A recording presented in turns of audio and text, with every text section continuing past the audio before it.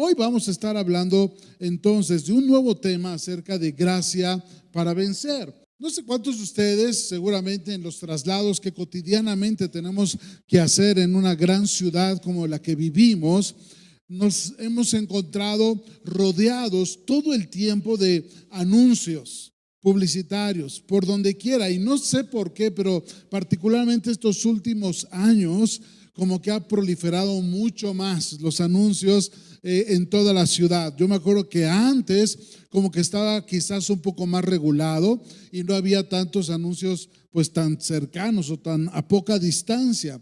Pero hoy vas manejando o vas en el servicio de transporte o vas caminando y sobre alguna avenida y estás invadido de toda clase de anuncios que nos dicen todas las cosas que deberíamos tener para ser felices.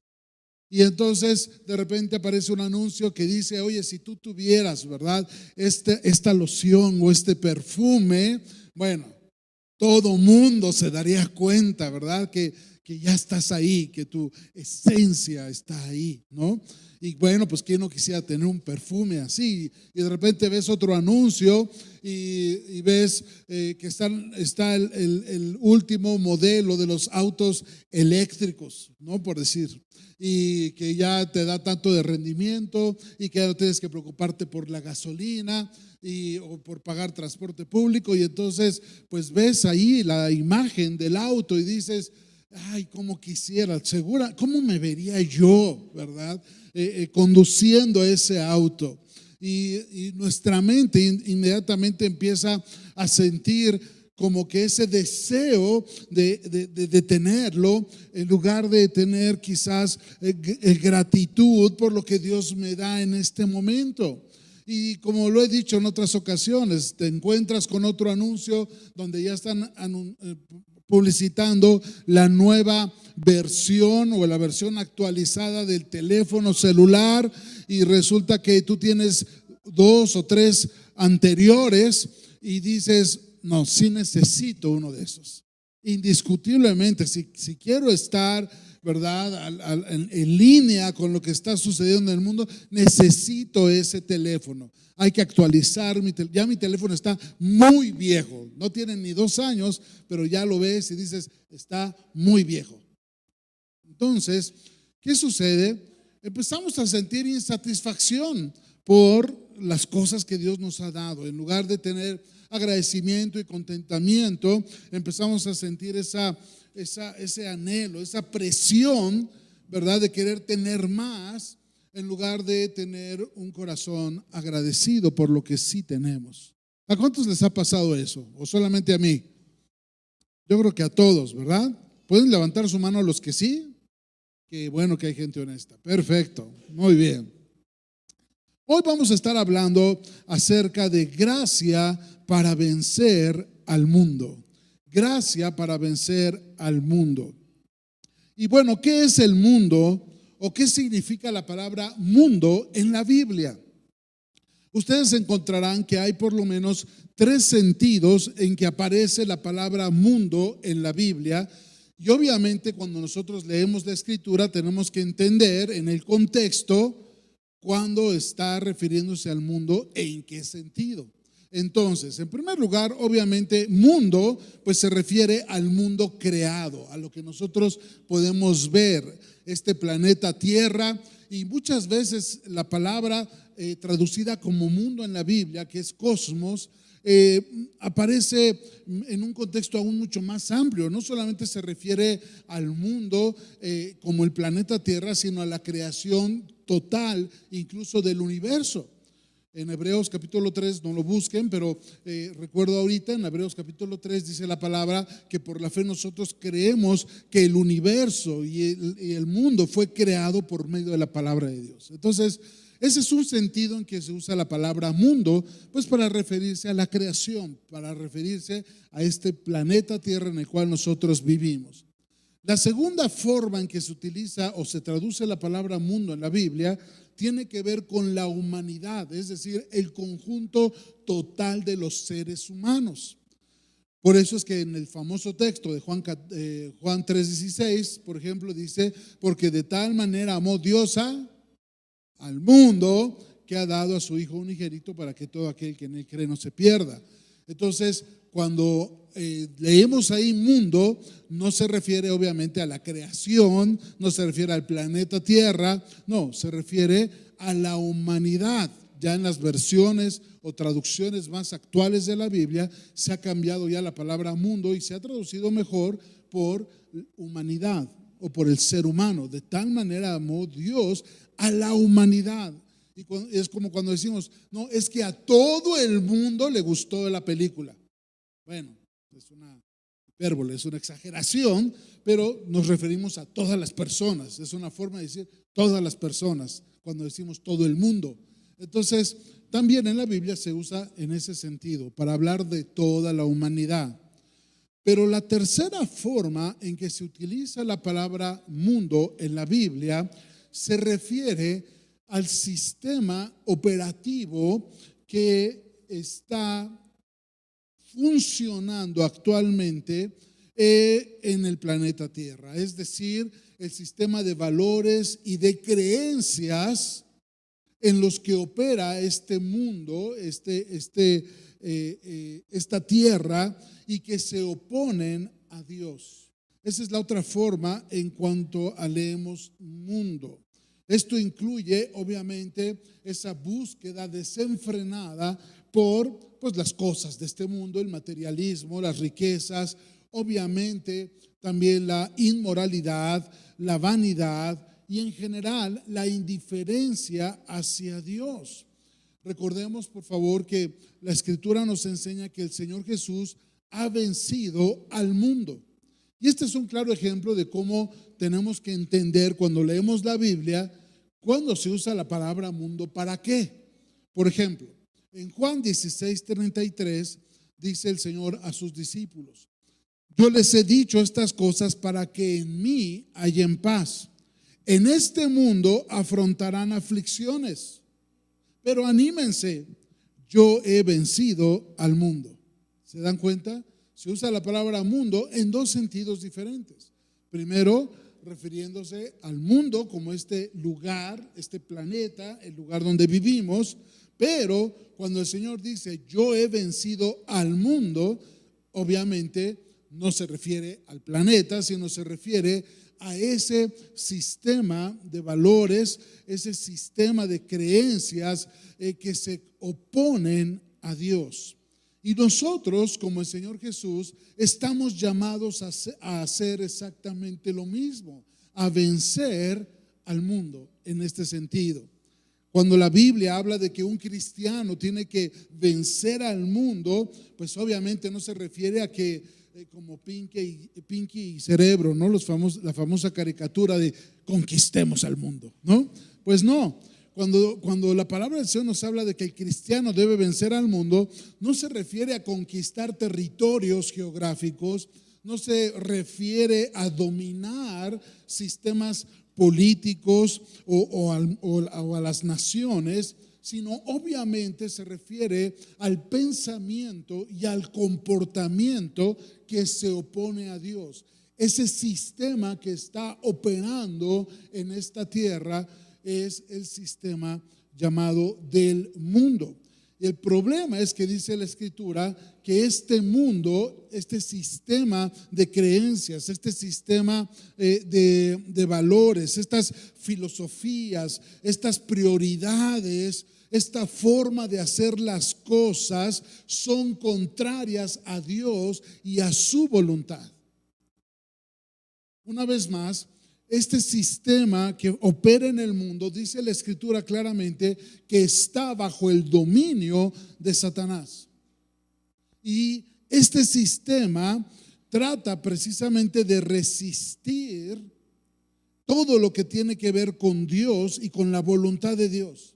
Así es que todas las cosas que este sistema del mundo valora, todas las filosofías, todas las prioridades, la forma de hacer las cosas y la influencia que se ofrece en el mundo es contraria a Dios y a su voluntad. Por eso es que Romanos 12:2, también un texto que todos conocemos, Dice la palabra del Señor, no imiten las conductas ni las costumbres ¿de qué? De este mundo. Más bien dejen que Dios los transforme en personas nuevas al cambiarles la manera de pensar. ¿Queda claro entonces lo que es el mundo en la Biblia? ¿Y a qué se refiere la palabra cuando dice que nosotros tenemos que vencer al mundo? Ahora, el texto central de lo que voy a compartir hoy está en Santiago, capítulo 4, versículos del 4 al 8.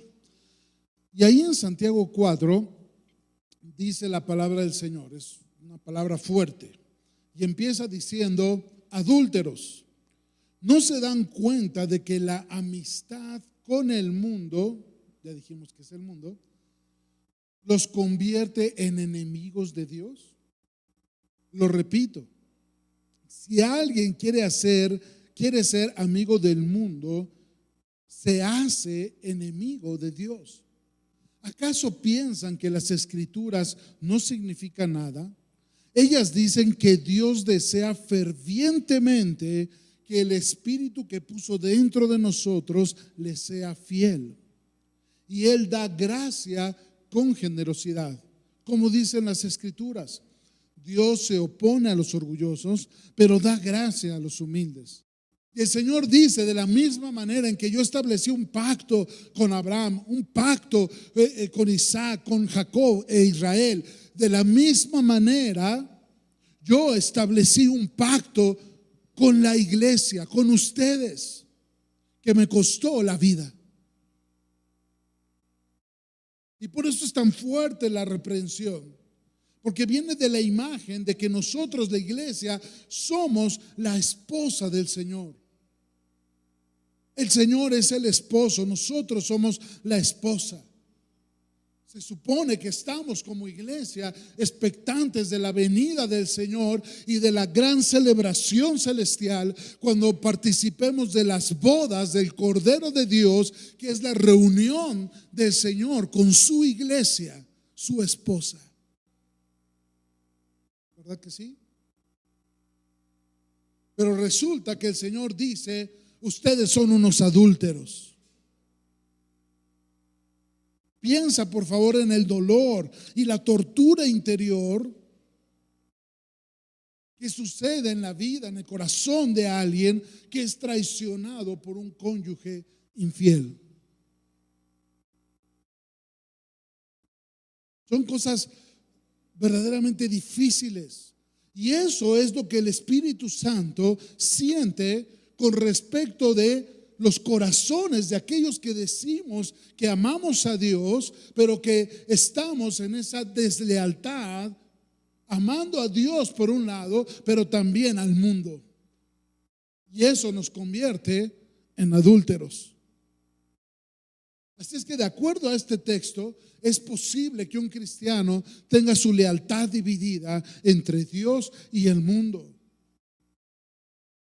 Santiago está aquí reconociendo y lo expresa, como les decía, con una voz profética, diciendo que no podemos ser amigos de ese sistema del mundo que está en rebelión contra Dios y tratar de ser amigos de Dios al mismo tiempo. Es totalmente incongruente, es totalmente incompatible.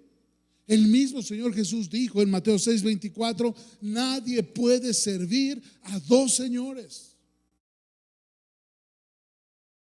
El que quiere ser amigo del mundo, dice la palabra, constituye una enemistad con Dios. ¿Por qué? Porque ya explicamos que el sistema del mundo está continuamente desafiando, resistiendo, oponiéndose a la voluntad de Dios y desprecia el propósito que Dios tiene para cada uno de nosotros como sus hijos. Y en medio de este caos y en medio de este problema de adulterio espiritual, de deslealtad en el corazón de muchos creyentes, viene una buena noticia, viene la esperanza. Porque en medio de todo este texto también Santiago se levanta como nos hemos levantado como ministerio en este año para decir, pero Dios nos da una gracia mayor. Pero Dios da gracia, dice en esta versión, con generosidad. De tal manera que por medio del Espíritu Santo, el Espíritu Santo nos convence y nos afirma y nos recuerda nuestro compromiso. La palabra del Señor en otra versión de la Biblia dice que el Espíritu de Dios nos anhela celosamente. Y entonces, ¿qué hace el Espíritu Santo? No solamente nos recuerda y nos convence y nos afirma de ese compromiso que hicimos con el Señor, pero además nos da de su poder, nos da una gracia mayor, una gracia sobrenatural para poder resistir y permanecer fieles a Dios.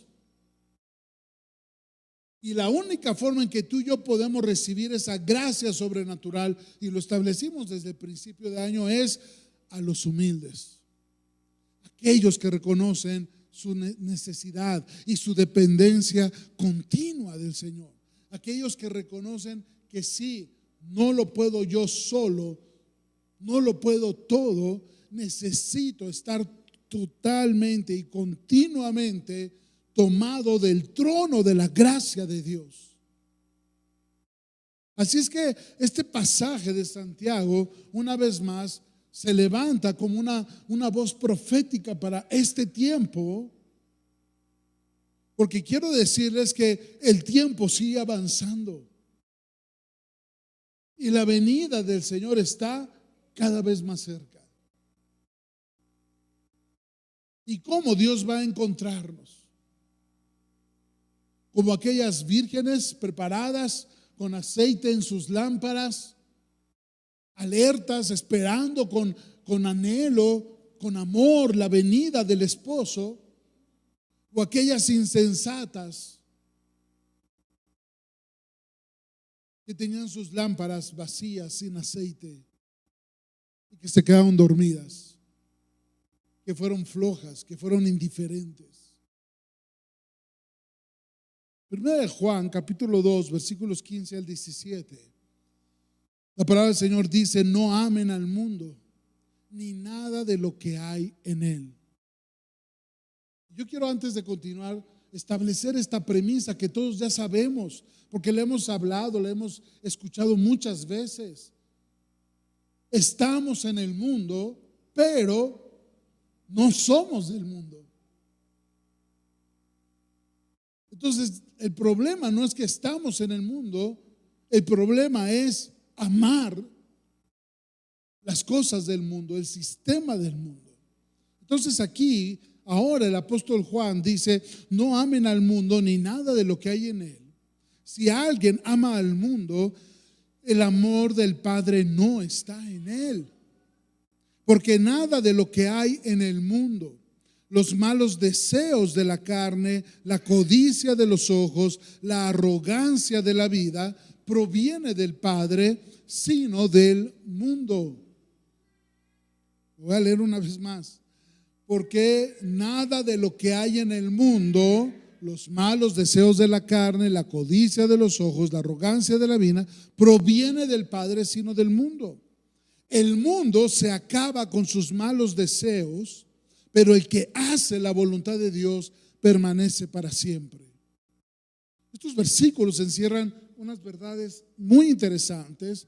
No voy a profundizar porque tengo más cosas que exponer, pero simplemente nos está diciendo que las cosas que hay en este mundo y que muchos creyentes todavía siguen anhelando o incluso amando, primero tienen que ver con los malos deseos de la carne. Y cuando habla aquí de los malos deseos de la carne, no está hablando de la carne del cuerpo físico. Obviamente ya estudiamos la semana pasada cómo vencer a mi antiguo yo, cómo vencer la naturaleza pecaminosa, que normalmente en la Biblia a veces se traduce como carne. Entonces, cuando habla aquí de los malos deseos de la carne, se está refiriendo a los malos deseos de esa naturaleza pecaminosa que en teoría ya debimos haber hecho morir en nosotros. Pero el sistema del mundo, ¿qué hace? Empieza a apelar a nuestra naturaleza humana pecaminosa. Y ya vimos la semana pasada todo lo que implica las obras de la naturaleza pecaminosa: enojo, pleitos, celos, iras, contiendas, inmoralidad, perversidad y tantas cosas. Todo lo que se opone a la voluntad de Dios. Leíamos la semana pasada que la naturaleza pecaminosa nunca pudo obedecer a Dios ni agradar a Dios, porque está totalmente opuesta a lo que Dios quiere. Aquí también habla acerca de la codicia de los ojos. Es posible tener codicia en los ojos, la envidia por lo que otros tienen, el deseo insaciable de querer más de lo que tenemos, de lo que Dios nos da. Y habla de una tercera cosa: la arrogancia de la vida. La búsqueda de estatus, la búsqueda de reconocimiento, la necesidad de ser superior, de impresionar a los demás, la confianza en uno mismo, en no reconocer la dependencia de Dios, ese orgullo por las cosas y por los logros que hemos podido tener o alcanzar. Pero termina aquí Juan con una declaración muy importante: el mundo acaba con sus malos deseos. ¿Qué significa esto? Que las cosas del mundo al final del día son pasajeras. Durarán quizás por unos años, o los años que quizás tú puedas vivir en este mundo, no sé cuántos, no sé cuánto tiempo. Pero resulta que son cosas transitorias comparadas con la eternidad, con una eternidad en Dios.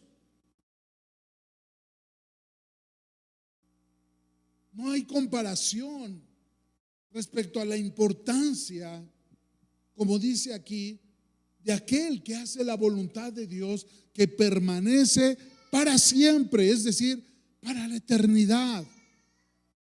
Así es que, amados, las cosas de este mundo son pasajeras, pero si tú vives según la voluntad de Dios, entonces las consecuencias en tu vida van a ser eternas para bien. Así es que, una vez más, estamos en el mundo, pero no somos del mundo y no vivimos como el mundo, no pensamos como el mundo, no hacemos las cosas que hace el mundo. Y por eso el Señor Jesús dijo: sí, en este mundo van a afrontar diferentes aflicciones, retos, desafíos, por el hecho de querer hacer la voluntad de Dios. Pero ¿qué dice el Señor? Pero no se preocupen, ánimo, porque yo ya vencí a ese sistema. Y ahora dice la Escritura que tú y yo somos más que vencedores en Cristo. Es posible vencer el sistema del mundo para el Hijo de Dios.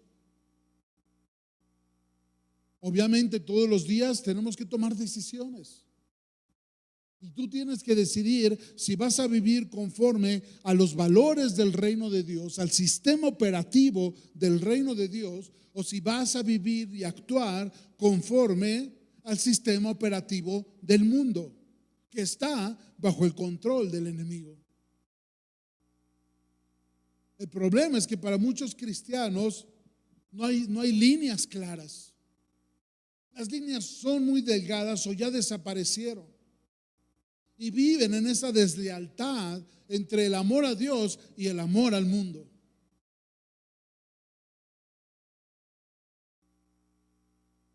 El reino de Dios nos llama a vivir de cierta forma, pero ¿qué sucede? Que el mundo nos ha tratado de inculcar y de enseñar a vivir de acuerdo a su sistema. Por ejemplo, el reino de Dios, nosotros como hijos de Dios hemos sido llamados a vivir en amor al Señor, en amor al prójimo y con una disposición de servir tanto a Dios como a nuestro prójimo. Definitivamente es el mandamiento principal. Y sabemos que la clase de amor de la que habla aquí la palabra es el amor ágape. Ese amor que está dispuesto a buscar el bienestar de otra persona. Es un amor incluso sacrificial. Es un amor que se demuestra a través del servicio a los demás. ¿Qué significa esto? Que tú haces a un lado tus necesidades y pones las necesidades de los demás por encima de las tuyas. Buscas la manera de poder servir y ayudar a otros. Muchas ocasiones yo he dicho, la mejor o una de las mejores formas en que tú y yo podemos demostrar nuestro amor a Dios es sirviendo a los demás. De hecho, ese es el estándar que marca la Biblia. Amor es igual a servicio. Pero ¿qué nos dice el mundo? No, primero tú. ¿Qué nos dice el mundo? No, tú tienes que priorizar lo que tú quieres, tus necesidades por encima de los demás. Y claro que no.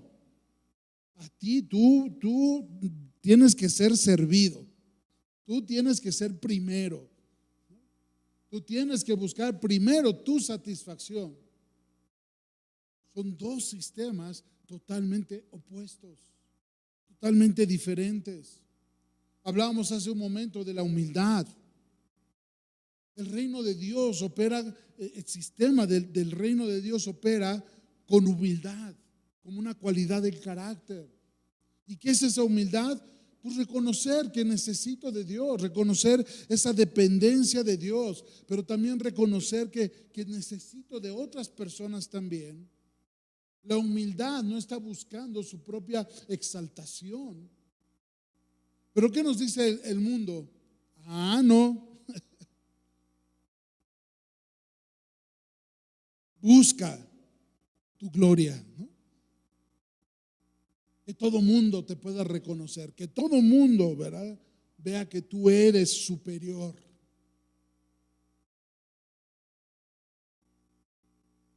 El sistema del reino de Dios funciona en base a la misericordia, a la compasión, a la justicia. ¿Qué significa todo esto? Hemos sido llamados a mostrar bondad. Hemos sido llamados a tener perdón, empatía hacia los demás, especialmente a aquellos que necesitan algo que nosotros podemos hacer por ellos, que nosotros podemos darles. Cuando hablamos de la justicia, obviamente hablamos de la equidad, de la rectitud, de proteger o de defender al indefenso. ¿Pero qué dice el mundo? No. ¿Y cómo funciona el mundo? Con indiferencia. No le importa. A veces el mundo es cruel.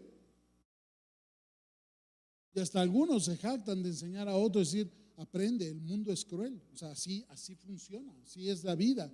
Si quieres triunfar, si quieres ganar. De repente te haces indolente, empiezas a ignorar a los demás, empiezas a tolerar la opresión, la desigualdad, el trato injusto.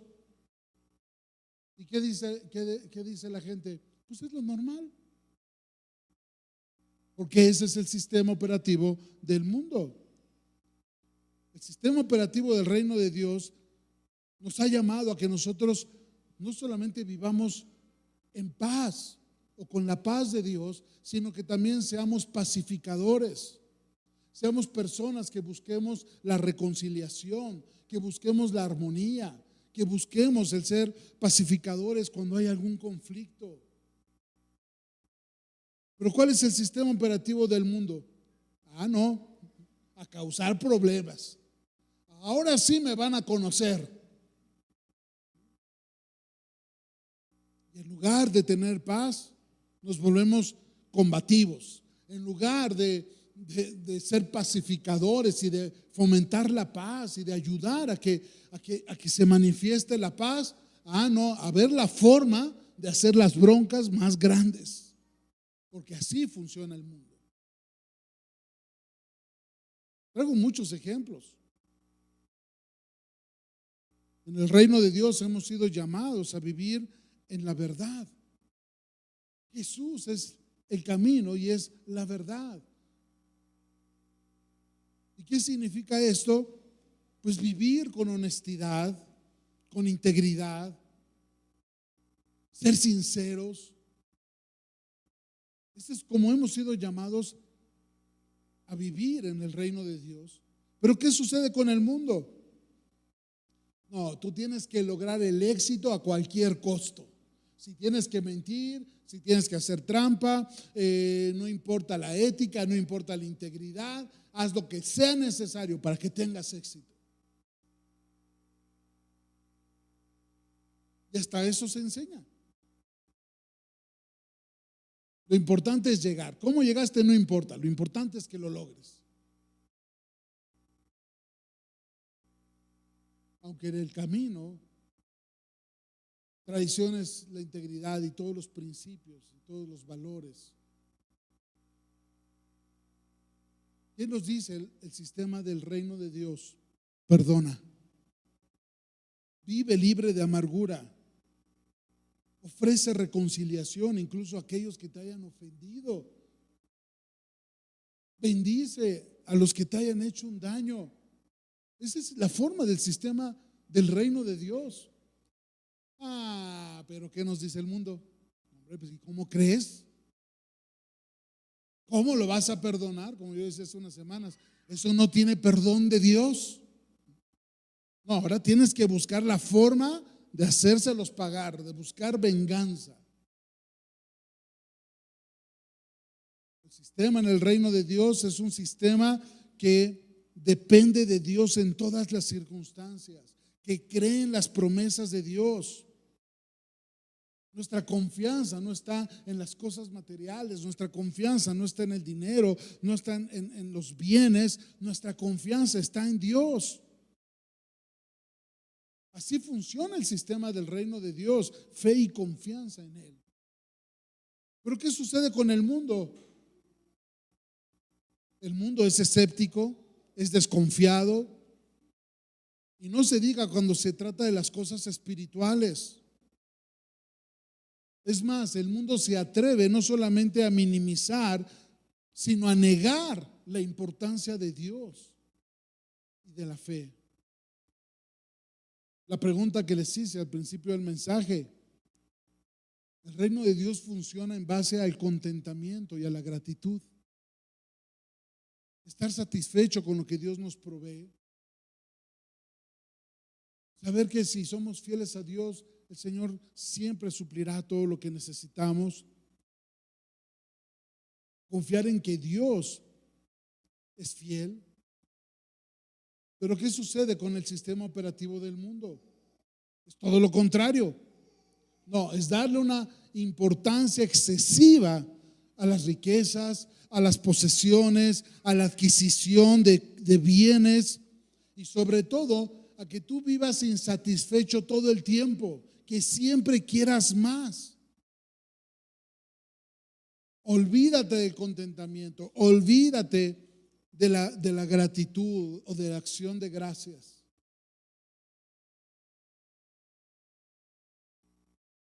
Quizás un punto extra para ir terminando.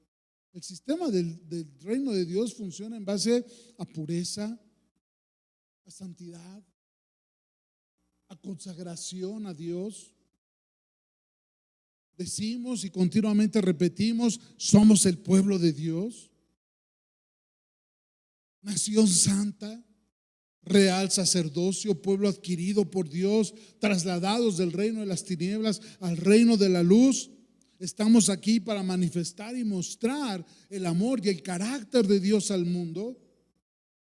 Pero ¿qué sucede? Y es lo que decía Santiago: contaminación espiritual, corrupción espiritual, inmoralidad. Cada vez los cristianos nos volvemos más permisivos, El mundo nos está convenciendo o ha convencido más a los cristianos que los cristianos al mundo, para que seamos permisivos, para que seamos tolerantes, para que seamos más relajados, que no seamos tan religiosos.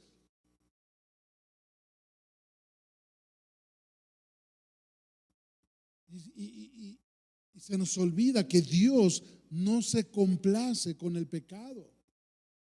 Y dice la Escritura claramente: hay de los que a lo bueno le llaman malo y a los que llaman a lo malo bueno. Y como les decía, las líneas ahora ya están casi borradas. Nos permitimos un poco. Y dice Gálatas 5:9, un poco de levadura fermenta toda la masa.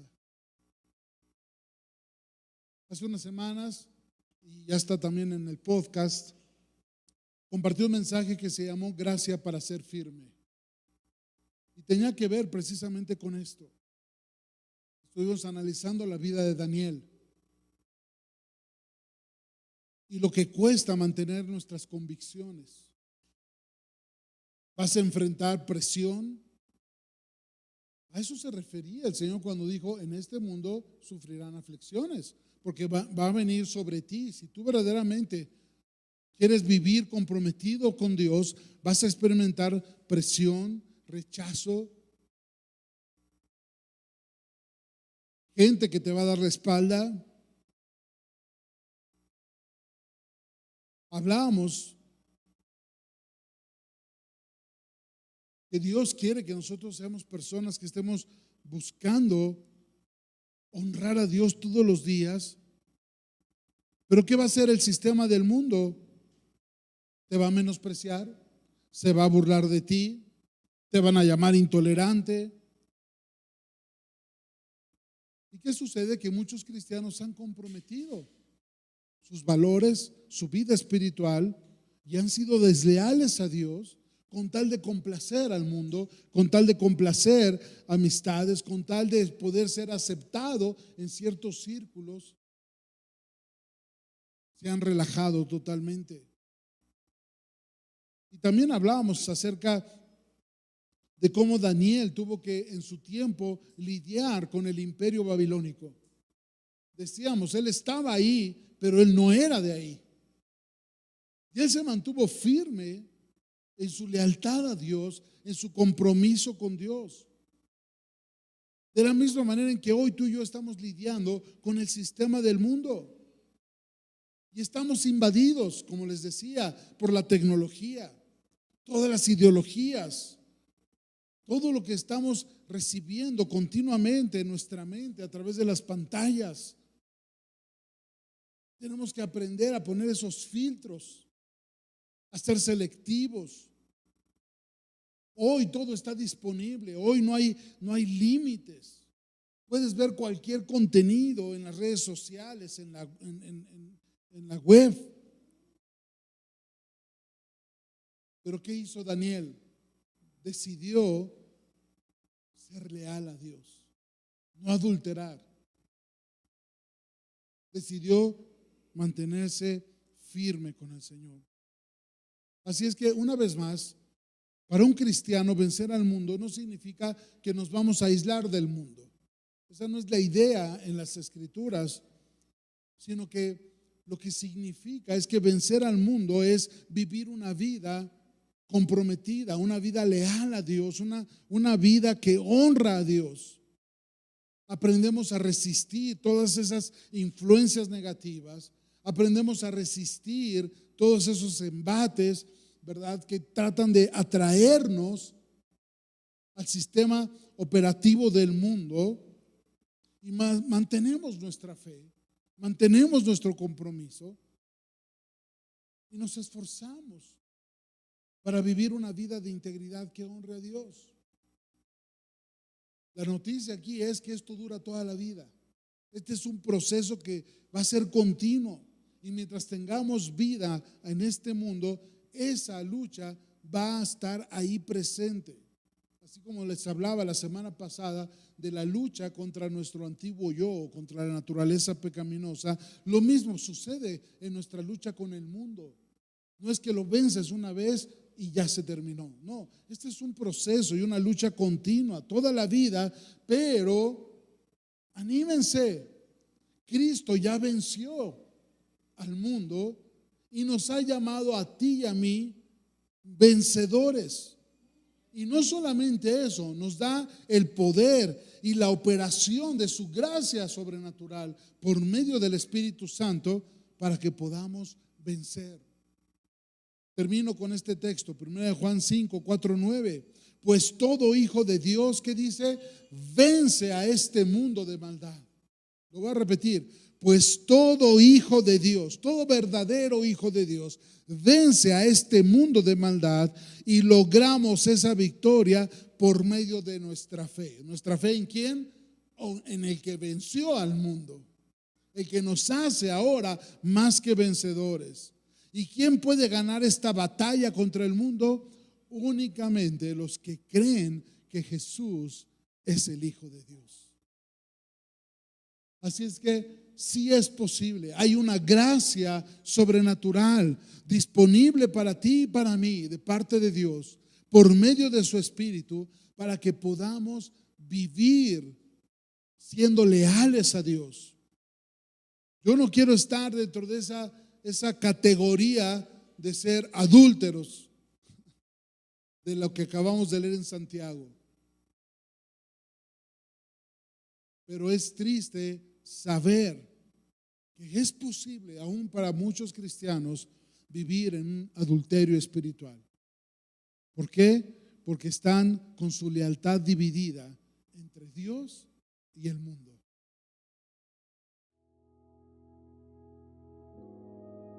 Y por eso dice también la palabra, y esta es la victoria que ha vencido al mundo, nuestra fe.